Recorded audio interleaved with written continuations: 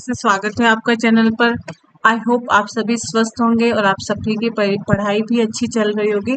आज हम राजस्थान के प्रमुख लोक देवता पढ़ेंगे, तो स्टार्ट करते हैं पढ़ना।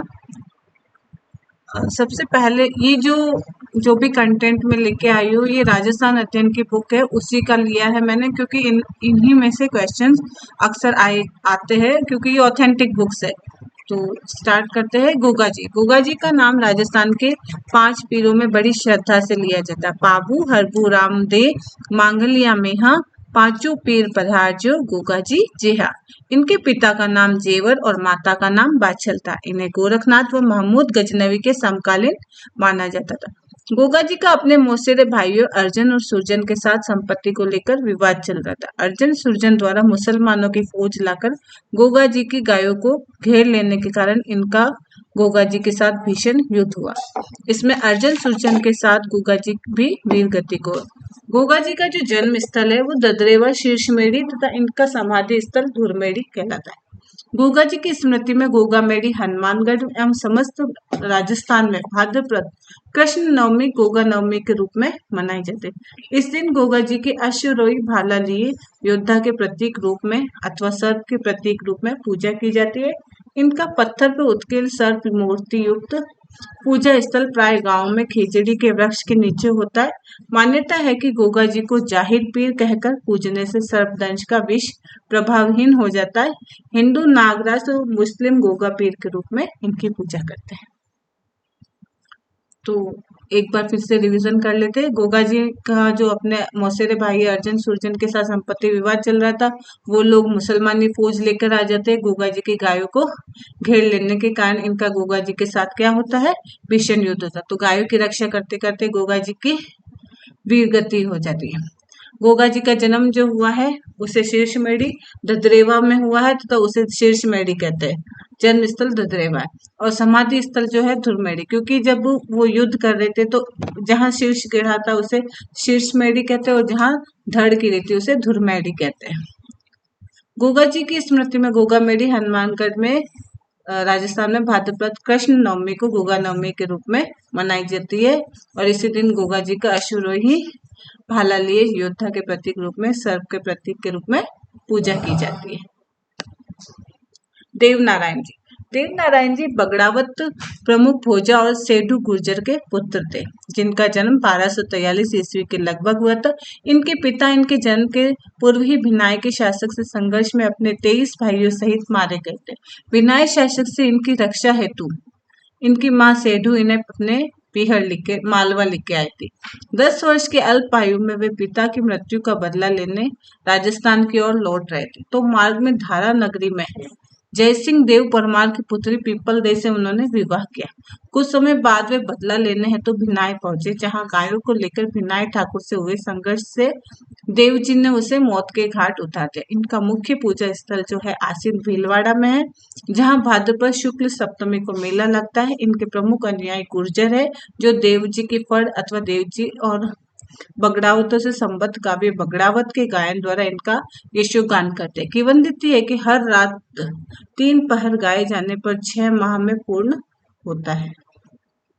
देवनारायण जी एक बार फिर से रिवीजन कर लेते हैं। देवनारायण जी बगड़ावत प्रमुख भोजा और सेठू गुर्जर के पुत्र थे। ठीक है, 1243 में इनका जन्म हुआ था।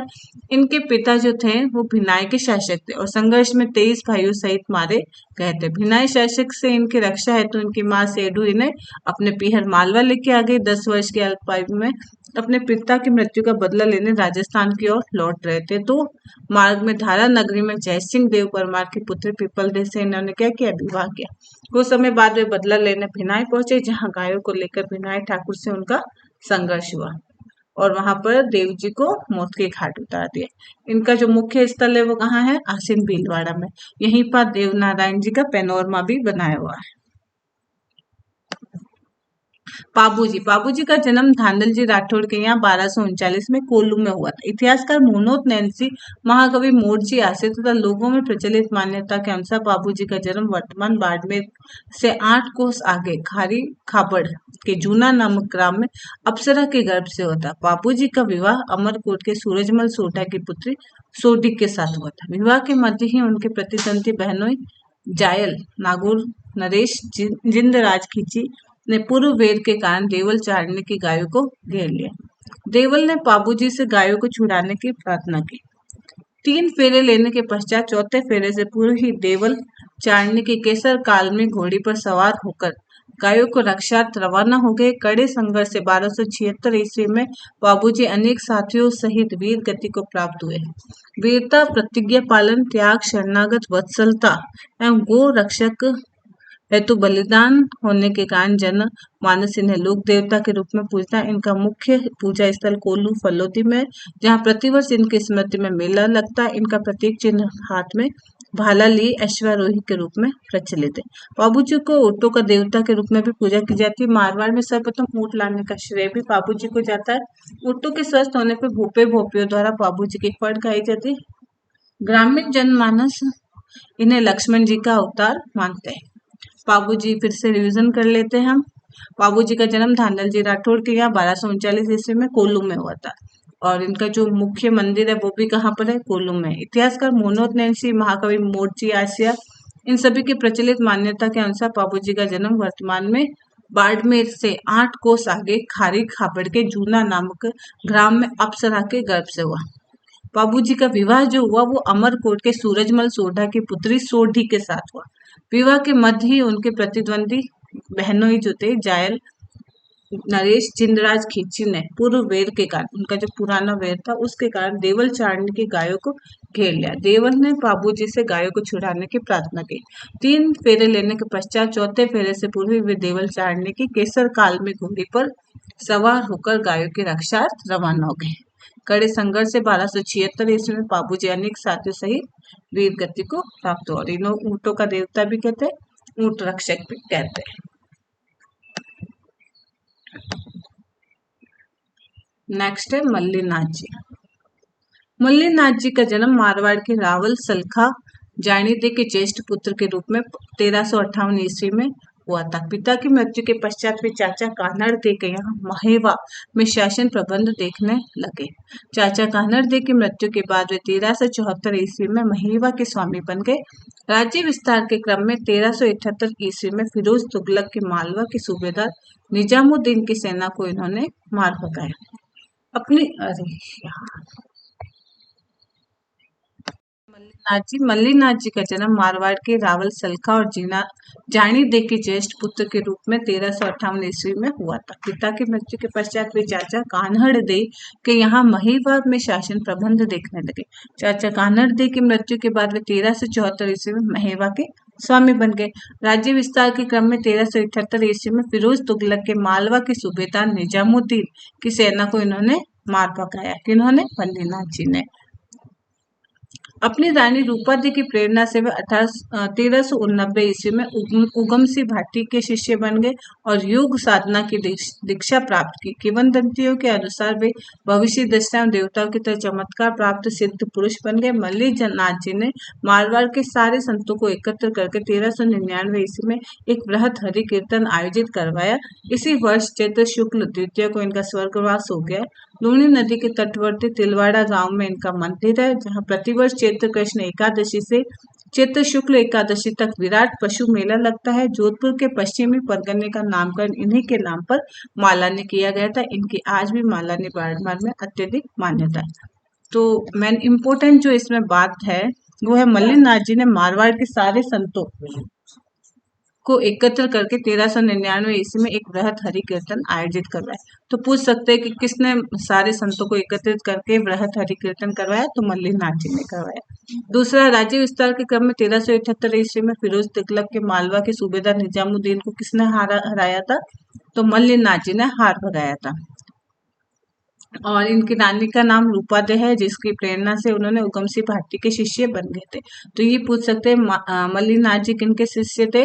तो उगम सिंह भाटी के शिष्य थे। लास्ट है मेहाजी मांगलिया और हरपुजी। मेहाजी मांगलिया राजस्थान के पंचपीरों में गिने जाते हैं।